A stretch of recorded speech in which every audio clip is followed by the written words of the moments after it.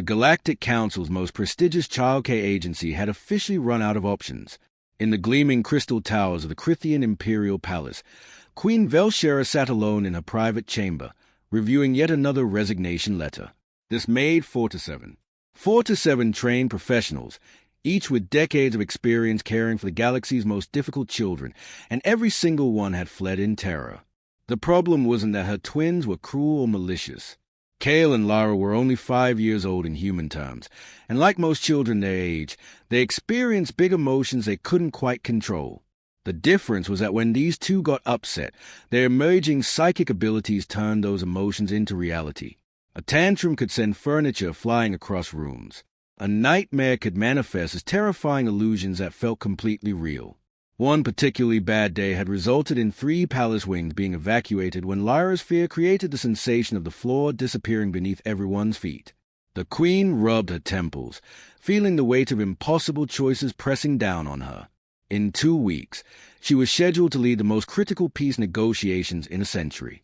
3 major star systems teetered on the brink of war, and she was the only diplomat both sides trusted to mediate.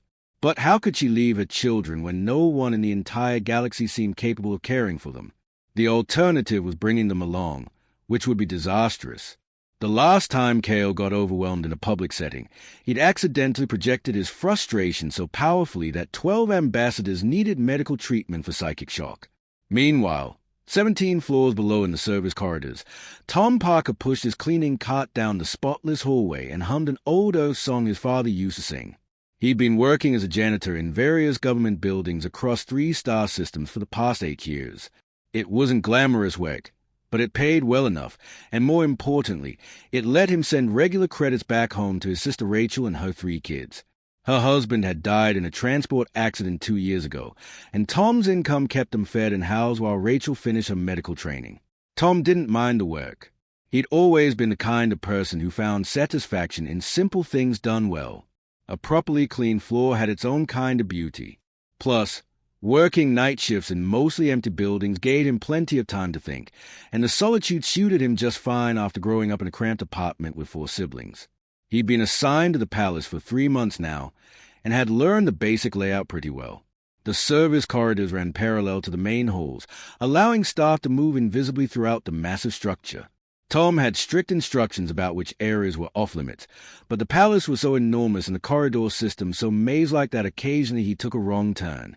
Tonight was one of those nights. He'd been daydreaming about Rachel's latest message, how his nephew Danny had finally made the school soccer team, when he realized the hallway looked different. More ornate. The walls here weren't the standard gray, but a deep purple that seemed to shimmer. He definitely wandered somewhere he shouldn't be. Tom was about to turn back when he heard it. A sound that cut through the palace's usual silence like a knife. Children crying. Not just crying, actually, but the kind of desperate, terrified sobbing that hits something primal in any decent person's chest. He hesitated. He should definitely turn around. Getting caught in a restricted area could get him fired, and he couldn't afford that. But those kids sounded genuinely scared. The decision made itself. Tom pushed his cart aside and followed the sound to a massive set of doors that stood slightly ajar. Through the gap, he could see what looked like a bedroom the size of his entire apartment building back on Earth. Floating furniture spun lazily through the air. Books flew past like confused birds. And in the center of the chaos, 2 small figures huddled together on the floor, surrounded by a crackling field of purple energy.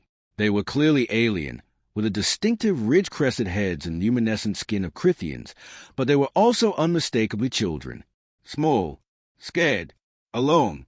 The girl had her arms wrapped around the boy, both of them shaking as objects continued to orbit around them in increasingly erratic patterns. Tom knew he should leave. He knew this was way above his pay grade, but he also knew what it looked like when kids needed help. So he did something that 4-7 trained professionals had failed to do. He knocked on the door frame, casual and friendly, and said, "Hey there, you two. Looks like you're having a pretty rough night." The psychic energy hit him immediately. It was like standing in a hurricane made of pure emotion, fear and frustration and loneliness all wrapped together. Tom felt it wash over him, trying to find purchase, trying to overwhelm him the way it had overwhelmed everyone else. But Tom had spent his whole childhood in a tiny apartment with 4 siblings and parents who worked double shifts. He'd weathered plenty of emotional storms. He'd held his sister while she grieved her husband. He'd talked his nephew through panic attacks about starting at a new school. This felt bigger, louder, but not fundamentally different. He smiled, reaching into his pocket. Want to see something cool? I know this might sound boring compared to, making stuff float and all, but I promise it's pretty neat. He pulled out a small bottle of bubble solution he kept for Danny, something to send home in his next care package. I can make bubbles. The furniture stopped spinning. The crackling energy faded. 2 pairs of enormous, tear-filled eyes stared at him in complete confusion. And Tom Parker, unremarkable janitor from Earth, stepped into the room that had defeated the galaxy's finest caregivers. Queen Velshera sat in her security office at 3 a.m, watching footage that made absolutely no sense. On the screen, her children, the same children who had reduced a certified xenopsychologist to a sobbing mess just yesterday, were laughing. Actually laughing. They chased iridescent bubbles around their destroyed bedroom while a human in a janitor's uniform blew more into the air, grinning like this was the most normal thing in the world. She watched as a human. This Tom Parker, according to his personnel file, sat cross-legged on the floor between floating pieces of furniture. He showed Kale how to pop bubbles gently with 1 finger. He helped Lyra catch one on her palm and marvel at the swirling colors before it burst. And most impossibly, the psychic energy that typically radiated from her children like a dangerous storm had settled into something almost peaceful. The Queen replayed the footage 3 more times, looking for the trick. There had to be something. Hidden psychic shielding. Chemical suppressants in those bubbles. Some kind of human technology her advisors didn't know about. But the scan showed nothing. Just an ordinary human who'd wandered into a restricted area and somehow managed to calm the uncalmable. By morning, she'd made a decision that had her entire advisory council in an uproar. She was offering Tom Parker the position of royal nanny. "Your Majesty, this is madness," her chief advisor sputtered, his face shifting through 3 different colors that indicated extreme distress in Crithian body language. The human has no credentials, no training in xenopsychology, no experience with psychically gifted children. He's a janitor. He's also the only person in 6 months who didn't run screaming, Velshera replied calmly. Set up the meeting. Tom showed up to the Queen's office still wearing his maintenance uniform, looking deeply confused about why he'd been summoned. He kept glancing around like he expected security to drag him away for trespassing.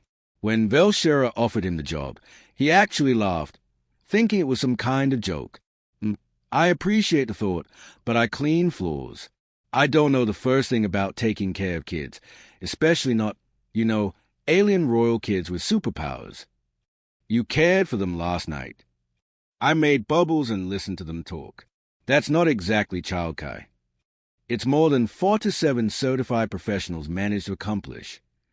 The Queen leaned forward. "Mr. Parker, I'm not asking you to be a traditional nanny.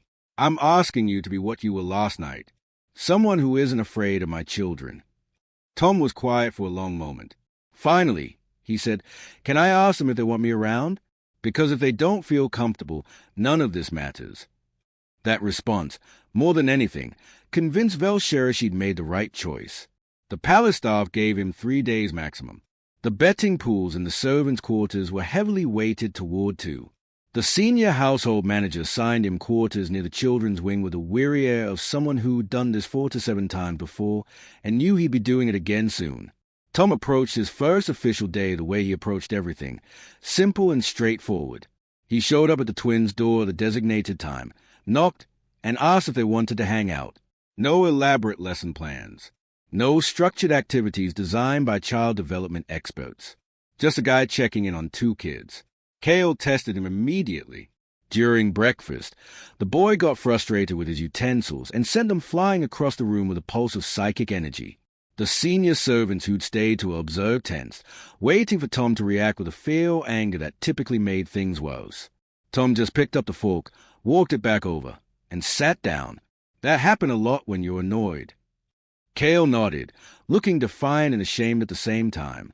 "Yeah, my nephew throws stuff too when he's mad. Doesn't make it fly, obviously, but same idea." Tom set the fork down gently. Here's the thing, though. When you throw stuff, even with your mind, someone's got to clean it up. Usually someone like me. So how about we make a deal? You feel that mad feeling coming. You tell me about it with words instead. If words don't work and you got to throw something, we go find a place where it's safe to do that. Sound fair? Cale stared at him. No one had ever made it sound so simple before. Lyra tested him differently. That night, her nightmares created illusions that had terrified past nannies. Shadows with teeth.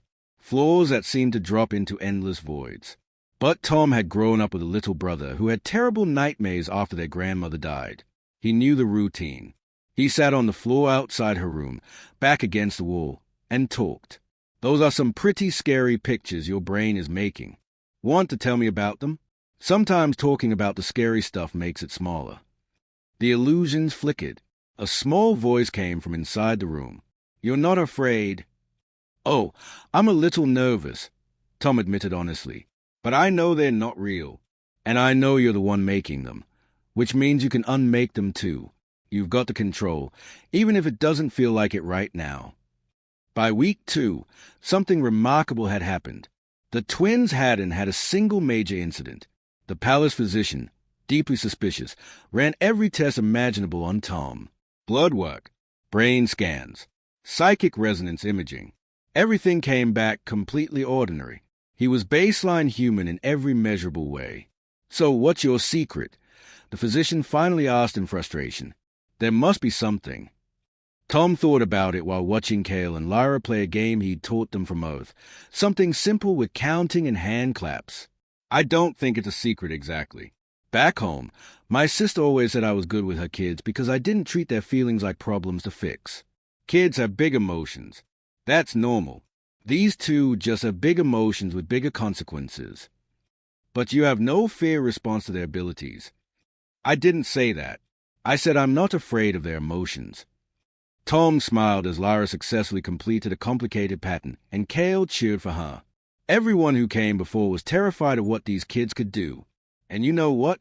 Kids always know when adults are scared of them. They can feel it. So they live up to the expectation. Everyone expected Cale and Lyra to be dangerous, so they acted dangerous. I expected them to be kids having a hard time, and guess what? That's what they are. The physician left shaking his head, no closer to understanding. But Queen Velshera, watching from her office monitors, understood perfectly. Her children weren't being controlled or suppressed or managed. For the first time in their lives, they were simply being seen as children, and that made all the difference. 3 weeks had passed since Tom started, and the impossible had become routine. Every morning, he showed up at the twins' quarters with the same easy smile, asking what they wanted to do that day. Some days they studied with their tutors while Tom sat nearby, ready to help if things got overwhelming. Other days they played games Tom remembered from his own childhood, simple things that didn't require expensive equipment or complicated rules. The palace staff had stopped whispering about when he'd leave and started whispering about how he'd done it. Servants who'd witnessed dozens of nannies flee in terror now watched in amazement as Tom walked the gardens with both children holding his hands, their psychic abilities calm and controlled. The betting pools had shifted from predicting his departure to speculating about what secret training he must have received. Tom found the attention awkward. He wasn't doing anything special, at least not in his mind. When Cale got frustrated with his mathematics lessons and started making the learning tablets float in angry circles, Tom just said, "Hey, buddy, I can see you're upset. Let's take a break and come back to this later." When Lyra's anxiety about an upcoming public appearance created phantom images of crowds laughing at her, Tom sat with her and said, "You know what? I get nervous about stuff too. Want to hear about the time I had to give a speech at my sister's wedding and forgot every single word?" The breakthrough came on a rainy afternoon when Tom was teaching them an oath card game called Go Fish. It was simple, maybe too simple for royal children being groomed for galactic leadership, but the twins loved it. Cale was winning, which made Lyra competitive in that way 5-year-olds get when their sibling is beating them at anything. "Do you have any 7s?" Lyra asked, her voice tight with concentration. "Go Fish," Cale replied smugly. Lyra drew a card. "Not a 7. Tom could see the frustration building in her face. That particular expression he'd learned meant her powers were about to flare. The air around them started to shimmer. The cards on the table began to tremble. "Lyra," Tom said quietly, not as a command but as a gentle reminder, "what are you feeling right now?" The little girl's luminescent skin flickered with pulses of color. "I'm angry," she admitted, her voice small. "Kale always wins, and it's not fair." "Okay, being angry is fine. Everybody gets angry sometimes. But what do we do when we feel that anger getting big?" Lyra took a shaky breath, something Tom had taught her. "I name it. I say it out loud." "That's right. So tell us." "I'm angry because I want to win. And I'm sad because I think Kale is better at everything than me." The words came out in a rush, and as she spoke them, the shimmering in the air faded. The cards settled back onto the table. Kale, who'd been watching his sister nervously, spoke up without prompting. "I'm not better at everything. You're way better at art than me. And you can run faster." Tom felt something catch in his chest. These kids were learning, actually learning, not just how to suppress their powers, but how to understand the emotions driving those powers in the first place. "See," Tom said, keeping his voice casual even though he wanted to cheer. "You both just did something really hard. Lyra, you felt that big feeling and you used words instead of letting your powers take over. Kale, you helped your sister feel better without anyone asking you to. That's the good stuff right there." That evening, Queen Velshera requested a private meeting with Tom. He showed up still worried he was somehow in trouble, that maybe teaching royal children to play Earth card games was some kind of protocol violation he didn't know about. Instead, the Queen gestured for him to sit, her expression softer than he'd ever seen it. "My children spoke to me today about their feelings. Kale told me he gets scared when I leave for meetings because he thinks I might not come back. Lyra told me she worries that people only like her because she's a princess." She paused, her voice thick with emotion. In 5 years, they have never been able to articulate their feelings like that. They've never trusted anyone enough to be that vulnerable. Tom shifted uncomfortably. "They're great kids, Your Majesty. They just needed someone to listen." "No," Velshera said firmly. "They needed someone who wasn't afraid to see them as children first and powerful psychics second. Do you understand what you've accomplished? The Galactic Council has been monitoring your progress. They are astounded." That made Tom laugh. "The Galactic Council is watching me play Go Fish with kids. They are watching you succeed where their most trained experts failed. There are species across 36 worlds with psychically gifted children who struggle with control, parents who live in fear of their own offspring, families torn apart because no one knows how to help these children feel safe with their own abilities." Tom rubbed the back of his neck, a nervous habit. "I mean, I just treat them like kids, because that's what they are. Yeah, they can make stuff float and create illusions, but underneath that, they are 5. They need consistency. They need patience. They need someone who won't give up on them the first time things get hard." "Exactly," the Queen said. "And that perspective, that fundamentally human approach to child care, it's revolutionary. Our culture, many cultures in the galaxy, we've been so focused on control and discipline that we forgot about emotional foundation. You reminded us that power without emotional intelligence is just chaos waiting to happen." Tom thought about his nephew Danny back on Earth, how the kid had struggled with anger issues after his dad died, how Rachel had taken him to therapist after therapist until they found one who didn't just try to make Danny stop being angry, but help him understand why he felt that way. Maybe it wasn't so different after all. If I can be honest, Your Majesty, I think people overcomplicate things sometimes. Kids, human or alien or whatever, they're not that mysterious. They want to feel safe. They want to be heard. They want to know that making mistakes won't make the people they love abandon them." He smiled. "Kale and Lyra, they're not difficult kids. They've just been dealing with scary stuff without the words to explain it. Now they've got the words." What Tom didn't know was that his conversation with the Queen was being transmitted to secure council chamber, where representatives from 40 different worlds listened in silence. What he couldn't see were the parents of psychically gifted children watching footage of his sessions with the twins, many of them crying with relief at seeing someone interact with powerful children without fear or force.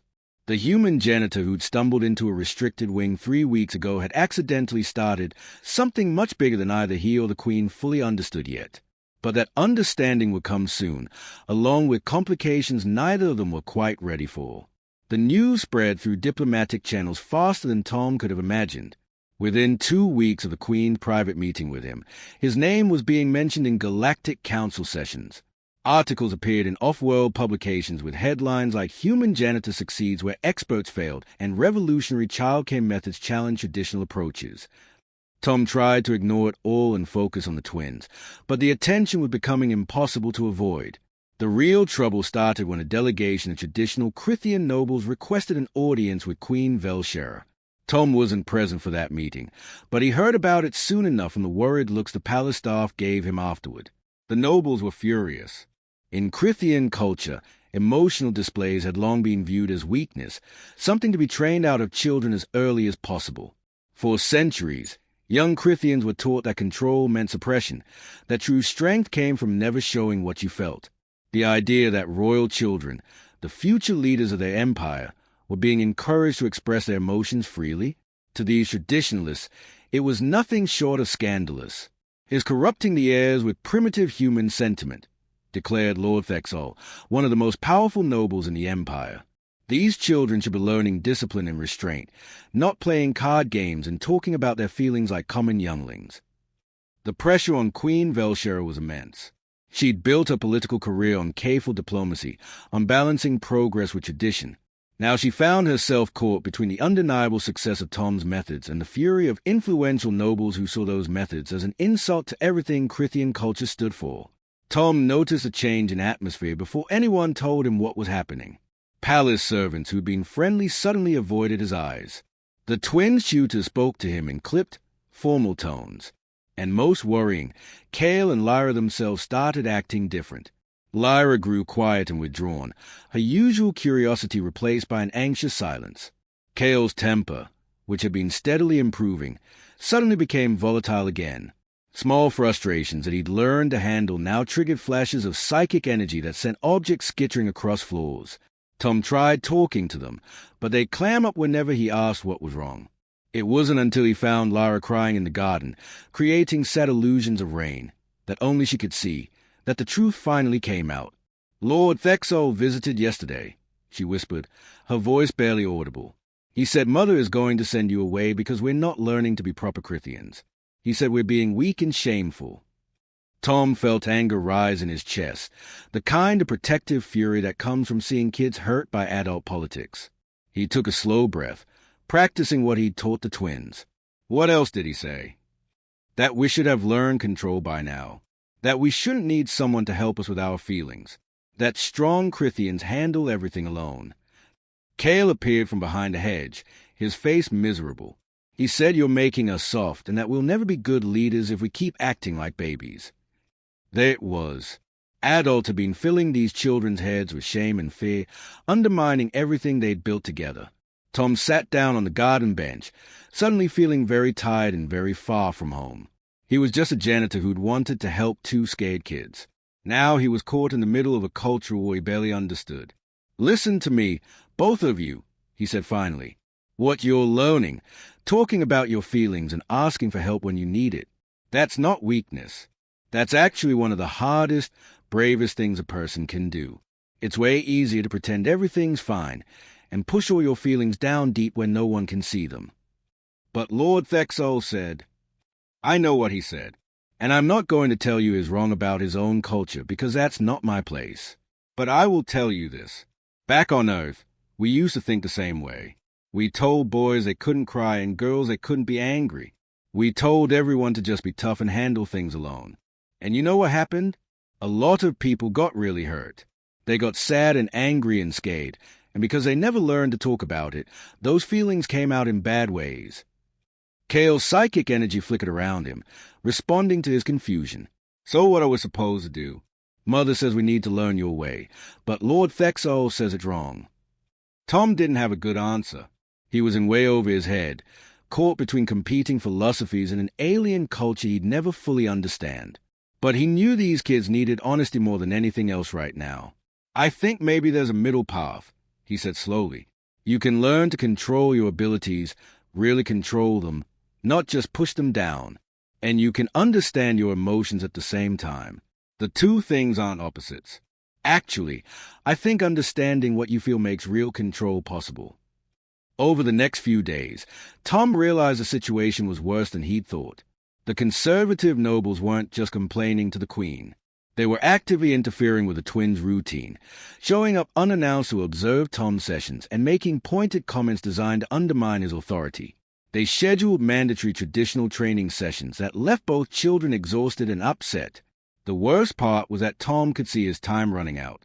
Queen Velshera was trapped between political necessity and her children's well-being. Eventually, she'd have to choose, and Tom wasn't naive enough to think a human janitor would win against the combined pressure of the Empire's nobility. Then Lord Thexel made his move. He announced a public demonstration, a formal test of the twins' abilities before the entire royal court. It was framed as a celebration of their progress, but Tom knew better. It was designed to expose how undisciplined they were, to prove that Tom's method had failed to instill proper Crithian control. The Queen couldn't refuse without causing a political crisis. The test was scheduled for 3 days away. Tom lay awake that night in his quarters, staring at the ceiling and thinking about his nephew Danny.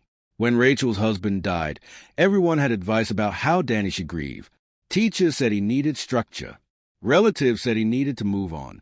Well-meaning neighbors said he needed to be strong for his mother. But what Danny actually needed was permission to be sad, angry, scared, and confused. He needed adults who could handle his mess without trying to fix it too fast. Maybe that's what Kale and Lyra needed too. Not to be perfect or controlled or traditionally disciplined.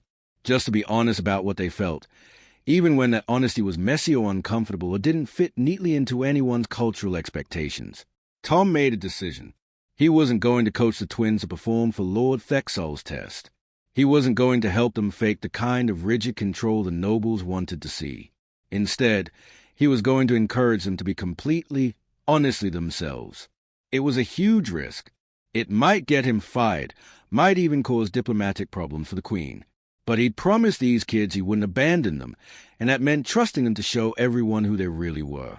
The morning of the test arrived cold and gray, with storm clouds gathering over the palace towers. Tom woke early and found both twins already awake in their common room, neither having slept much.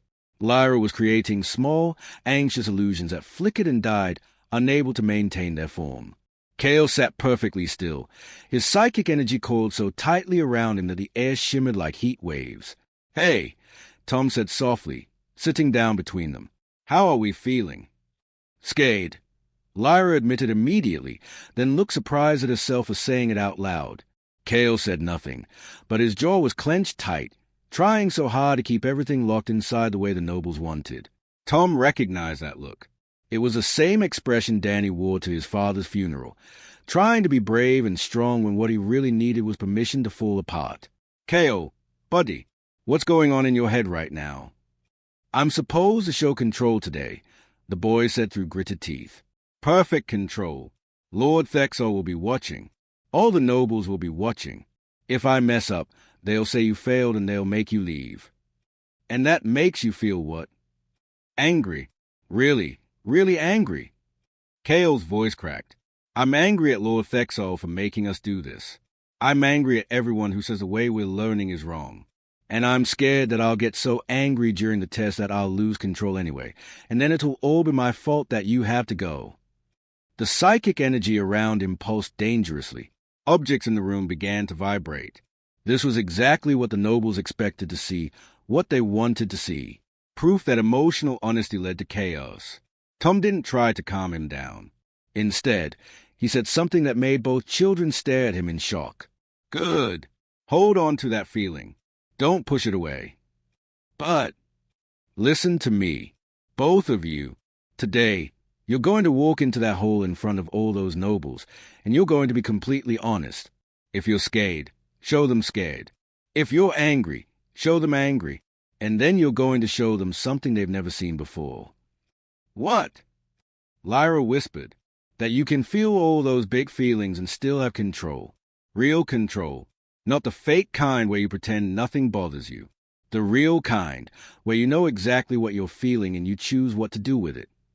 2 hours later, the royal demonstration hall was packed. Nobles in formal attire filled the tiered seating. Diplomatic observers from a dozen worlds watched from private boxes.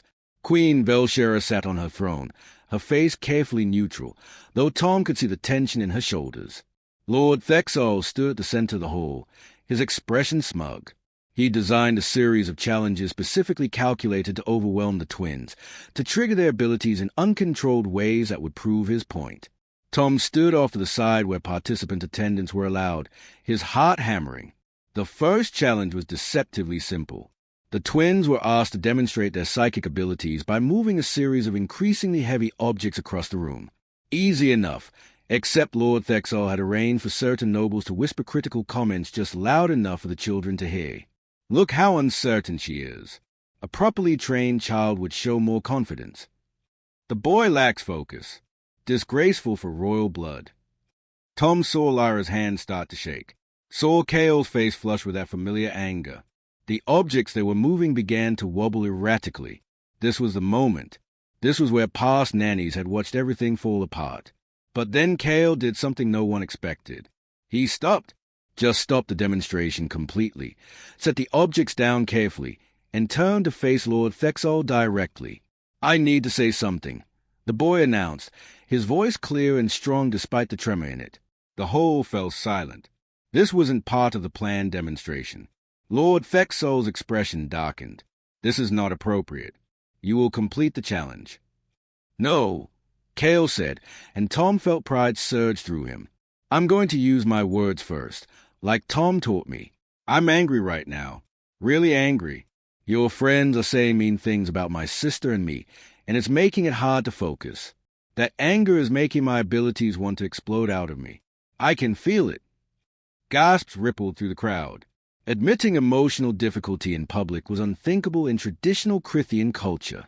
Lord Thexol looked triumphant, certain this confession proved his point about weakness. But Kale wasn't finished. The old way, the way you wanted us to learn, was to push that anger down and pretend it wasn't there.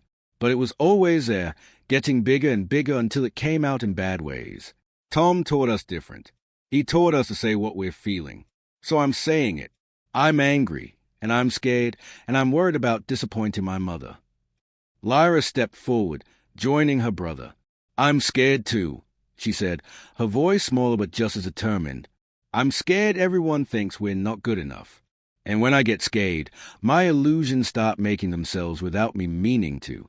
But now that I've said it out loud, now that I've named the feeling, it's not controlling me anymore." Tom watched something remarkable happen. As the twins spoke, as they named their emotions honestly in front of everyone, their psychic abilities didn't spiral into chaos. Instead, the energy around them stabilized. It was still there, still powerful, but it was channeled, directed, under their conscious control in a way it had never been before. Kale turned back to the objects. "I'm going to finish the challenge now.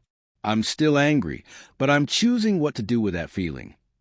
He lifted all the objects at once, something he'd never managed before, and moved them across the room in perfect, coordinated formation. Not because he'd suppressed his emotion, but because he understood it. The whole erupted in shocked murmurs. This wasn't the loss of control Lord Thexol had been counting on. This was something else entirely. Queen Velshera stood from her throne, and the room fell silent again. When she spoke, her voice carried absolute authority. "What my children have demonstrated today is not weakness. It is a sophistication of control that our traditional methods have never achieved. They have not simply suppressed their abilities. They have integrated emotional awareness with psychic discipline." She turned to face the assembled nobles. "For generations, we have taught our children that emotions are the enemy of control. We have been wrong. Emotions are not the enemy. Unexamined emotions are the enemy. My children have learned something our culture forgot, that true mastery comes from understanding yourself completely, not from hiding parts of yourself away." Lord Thexol sputtered protests, but they fell flat. Too many people had just witnessed something undeniable. The twins had faced a challenge designed to break them and had succeeded not despite their emotional honesty, but because of it. In the days that followed, Queen Velshera made history. She declared that emotional intelligence training would become a standard part of royal education. More than that, She opened discussions with the Galactic Council about creating cultural exchange programs, bringing human early childhood development specialists to work with Crithian families. Tom was offered a formal position as Royal Child Care Advisor with a salary that made his head spin. But he negotiated something different. He'd help set up the training program, work with the first group of specialists from Earth, make sure the twins continued to have support. But he wouldn't stay permanently. That wasn't who he was. "I'm still just a janitor," he told the Queen with a smile. A janitor who got lucky and met two amazing kids who needed someone to believe in them. But there are other families out there who need help too. Human families, alien families, all kinds. I think I can do more good moving around, showing people that this stuff isn't complicated magic. It's just patience and kindness.